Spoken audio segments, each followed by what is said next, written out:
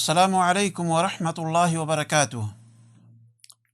الحمد للہ رب العالمین والصلاة والسلام علی سید الانبیاء والمرسلین نبینا محمد صلی اللہ علیہ وسلم وعلی آلہ واصحابہ اجمعین۔ محترم ناظرین کرام اور عزیز ساتھیوں،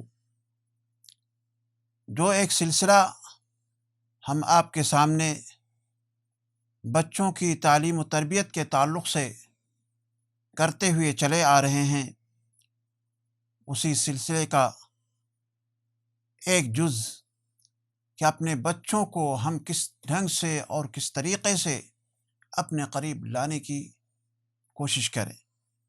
کون سا وہ طریقہ ہے، کون سا وہ اسلوب ہے کہ جس کے ذریعے سے ہم اپنے بچوں کو اپنے سے سب سے زیادہ قریب لا سکتے ہیں۔ ہمیں چاہیے کہ ہم بچوں کو اپنے قریب لانے کے لیے جو بھی وسائل ہو سکتے ہیں، جو بھی طریقے ہو سکتے ہیں، ان تمام وسائل کو ہمیں اختیار کرنا چاہیے، انہیں اپنانا چاہیے۔ کبھی بھی بچوں کو ان کی غلطیوں پر ہمیں ڈانٹنا اور پھٹکارنا نہیں چاہیے۔ ان کی باتوں کو بڑے غور سے سننا چاہیے۔ جتنے بھی چھوٹے معاملات ہوں، جتنے بھی بڑے معاملات ہوں، ان تمام معاملات کے اندر ان سے مشورہ بھی لینا چاہیے۔ اگر آپ نے انہیں اہمیت دی، انہیں ایک اچھے دوست کا درجہ دیا، تو وہ آپ سے بہت قریب ہو جائیں گے۔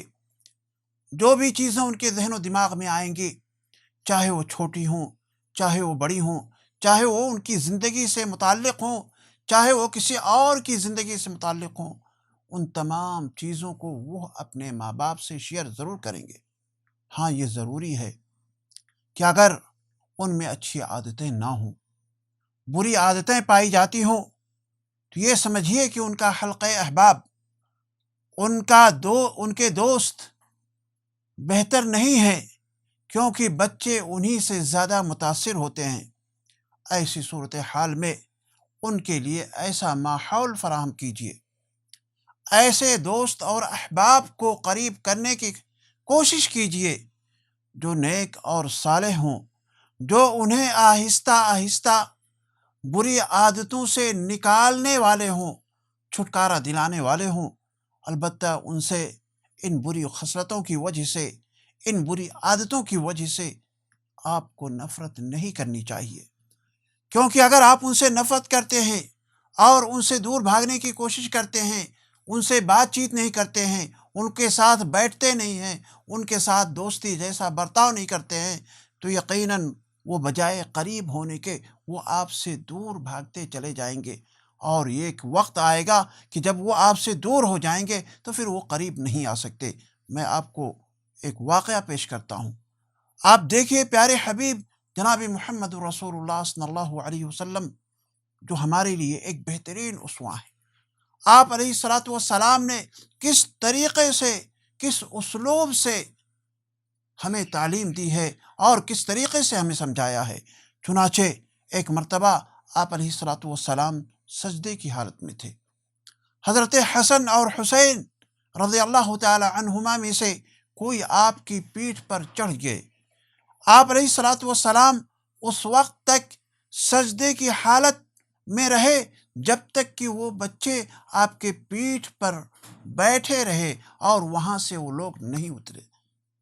اس وقت تک آپ اپنے سجدے کی حالت میں رہے۔ اب آپ غور کیجیے، دیکھا آپ نے کہ بچوں کی وجہ سے بچوں کو اتنے قریب کیے کہ نماز میں بھی آپ نے سجدے کو طول دے دیا اور لمبا کر دیا۔ ایک اور واقعہ میں آپ کے سامنے شیئر کرتا ہوں، اور وہ واقعہ یہ ہے کہ ایک بار ایک شخص آپ علیہ الصلاۃ والسلام کی مجلس میں آتا ہے۔ صحابہ کرام آپ کے ارد گرد بیٹھے ہوئے ہوتے ہیں، اور وہ ایک چیز کی اجازت طلب کرتا ہے، اور وہ چیز اسلام میں ناجائز اور حرام ہے۔ اور وہ کیا چیز ہے؟ زنا کے بارے میں کہتا ہے کہ اللہ کے نبی، ہمیں زنا کرنے کی اجازت دے دیجیے۔ آپ غور کیجیے، یہ سوال اس کا کرنا تھا کہ صحابہ کرام کی آنکھیں بالکل سرخ ہو جاتی ہیں، یہ کیسا شخص ہے جو نبی پاک جناب محمد رسول اللہ صلی اللہ علیہ وسلم کی ذات گرامی سے زنا جیسی بری چیز کے بارے میں، حرام کاری کے بارے میں آپ سے اجازت طلب کر رہا ہے۔ لوگوں کی آنکھیں بالکل سرخ ہو جاتی ہیں، لوگ غصے سے بالکل ایک دم سے اپنے آپ سے باہر ہو جاتے ہیں۔ نبی اکرم جناب محمد رسول اللہ صلی اللہ علیہ وسلم کا اسلوب دیکھیے، آپ کے تربیت کا طریقہ دیکھیے دوستو۔ آپ علیہ الصلوۃ والسلام نے اس لڑکے کو بالکل قریب بلایا اور کہا اور قریب آ جاؤ، اور قریب آ جاؤ۔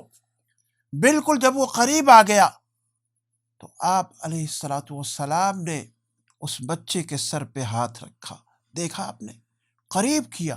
پہلے وہ ایک دوسری چیز کے بارے میں اجازت طلب کر رہا، قریب کرنے کے بعد آپ نے ہاتھ رکھا اور آپ نے پوچھا کہ یہ بتاؤ، کیا تم اس عمل کو، اس کام کو اپنی ماں کے لیے پسند کرتے ہو؟ لڑکے نے کہا نہیں اللہ کے نبی صلی اللہ علیہ وسلم، نہیں، ہرگز نہیں، میں اپنے ماں کے لیے اس کام کو نہیں پسند کرتا۔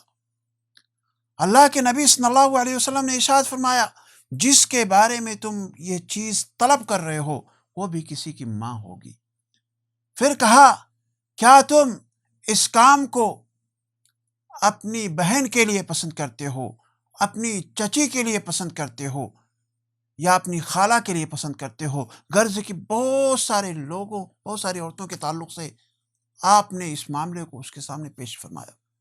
اس نے کہا ہرگز نہیں، میں نہ تو اس کام کو اپنی بہن کے لیے پسند کرتا اور نہ ہی اپنی ماں کے لیے پسند کرتا ہوں، نہ ہی خالہ کے لیے پسند کرتا ہوں، نہ ہی چچی کے لیے پسند کرتا ہوں، کسی کے لیے نہیں پسند کرتا۔